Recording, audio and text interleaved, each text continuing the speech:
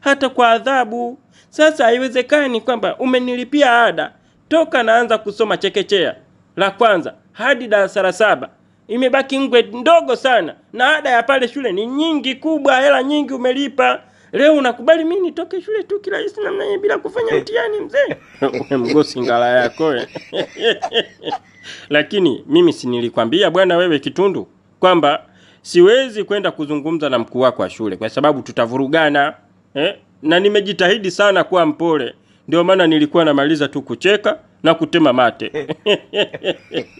Ningethubutu kuongea pale pangekuwa padogo, maana mimi sinaga maneno ya busara, ni matusi na maneno ya hovyo.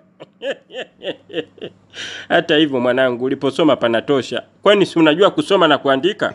Lakini hilo halikuwa lengo langu mzee. Ni kama issue ilikuwa ni kusoma na kuandika, basi ningeishia darasa la 4.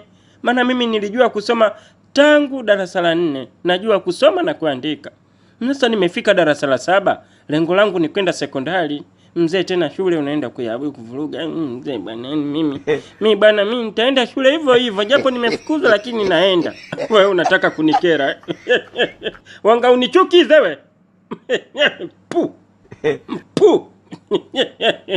Hebu acha ujinga basi wewe.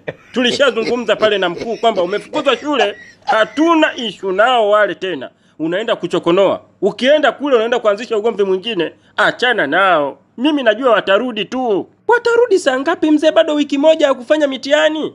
Bado wiki moja watu wafanye mtihani wamalize darasa la 7. Je, wakirudi baada ya mtihani? Eti wakirudi baada ya mtihani je?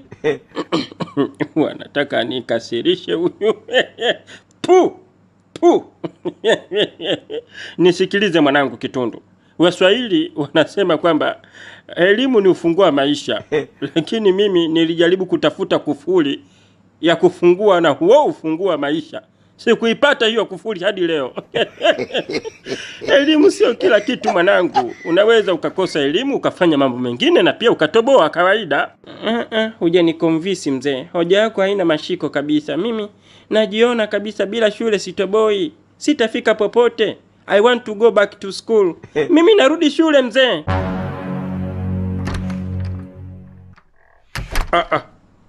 We Kitundu. We Kitundu we. Bwanga pulodi yako huyu. Ameondoka kweli. Kitundu. Shenzi time.